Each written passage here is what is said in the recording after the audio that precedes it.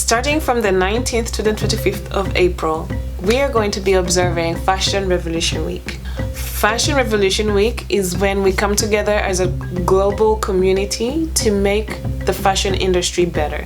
Hey guys, welcome back to the channel. If we haven't met yet, my name is Kaiz Alexandro, and if you're looking to grow and maximize your African fashion business, please hit that subscribe button right there and don't forget the bell. If you don't know, this week is Fashion Revolution Week. This week centers around the anniversary of the tragic collapse of the Rana Plaza, where more than 1,000 people lost their lives when the building collapsed. Fashion Revolution Week is about people in the fashion industry, people who are passionate about the fashion industry, coming together and declaring that they want a sustainable fashion industry. They want dignified work environment, fair wages, to make the fashion industry have a better relationship with nature as well as the people it serves. So what I'm going to do is read the 10 points in the manifesto and see if we agree or not.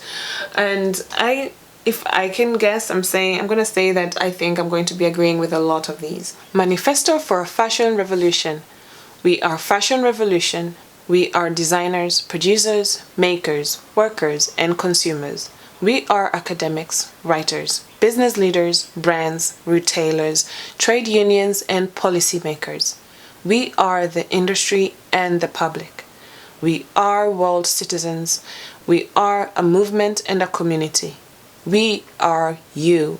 We love fashion, but we don't want our clothes to exploit people or destroy our planet. We demand radical revolutionary changes. This is our dream. Fashion provides dignified work from conception to creation to catwalk. It does not enslave, endanger, exploit, overwork, harass, abuse, or discriminate against anyone. Fashion liberates workers and empowers everyone to stand up for their rights. Couldn't agree more.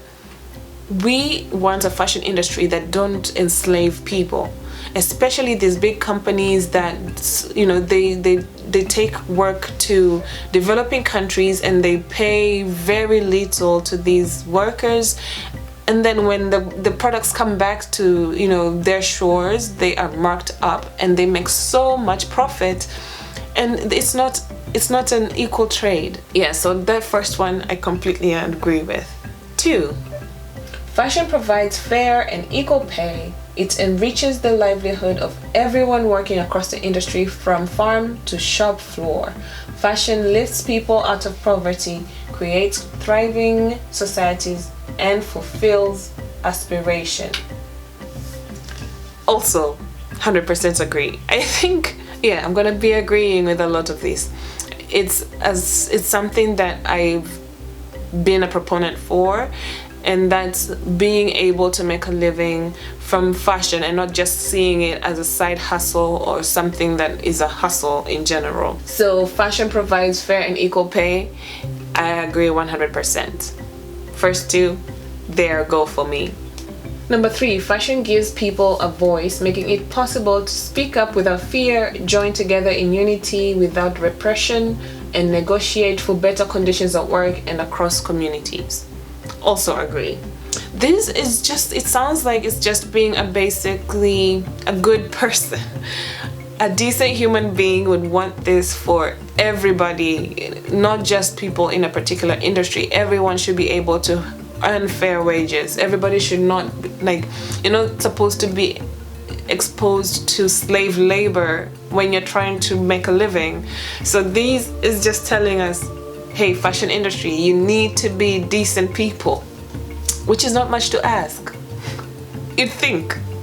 Fashion respects culture and heritage. It fosters, celebrates, and rewards skills and craftsmanship. It recognizes creativity as its strongest asset. Fashion never appropriates without giving due credit or steals without permission. Fashion honors the artisan. This is also another sore subject as an African, and how many times I've seen these big fashion labels coming in and kind of appropriating a lot of things they see on the ground in Africa and then, you know, coming to Milan or Paris, and then they create something and don't give credit to where they got the inspiration from. I'll give you an example. This South African designer whose design was stolen allegedly by Zara, and there was a lawsuit in court for that, which I will also insert here. So the problem of appropriation is also something that we need to recognize is happening, and not, you know, people are not being paranoid. It does happen, and I think we need to solve this problem. Fashion stands for solidarity, inclusiveness, and democracy, regardless of race, class, gender, age, shape, or ability. It champions diversity as crucial for success. I think they left out like sexual orientation in this one as well. I feel like you can't be homophobic and like fashion. You can't be a bigot and like fashion, because this industry is so diverse in the people who lend creativity to it. So I think as a fashion industry, especially the African fashion industry that's coming up, we need to recognize our biases. We need to recognize our prejudice. We need to recognize that we can have some biases within us just based on the type of culture that we grew up around. I'm not saying, you know, people endorse anything, but I think there can be mutual respect when we're working with each other in the fashion industry, regardless of what you think about my race, my gender, my sexual orientation, my social standing. We can treat each other with just common decency and respect. And that's what I think the fifth point is trying to make of this manifesto, is that we can be inclusive in our African fashion industry as well. Fashion conserves and restores the environment. It does not deplete precious resources, degrade our soil, pollute our air and water, or harm our health. Fashion protects the welfare of all living things and safeguards our diverse ecosystems. Also, another point that I agree with, we as African fashion lovers, we as African fashion creatives, we come from a long history of producing fashion that was one with nature. If you think about how people dressed in pre-colonial eras, right up until, you know, colonialism, and then we were like kind of assimilated into a different culture. So up to that point, I would say 100% of what people wore back then was found in nature. It was, you know, fiber made from plants, bark, cloth, you know, animal skin, leaves, whatever you could find for decoration.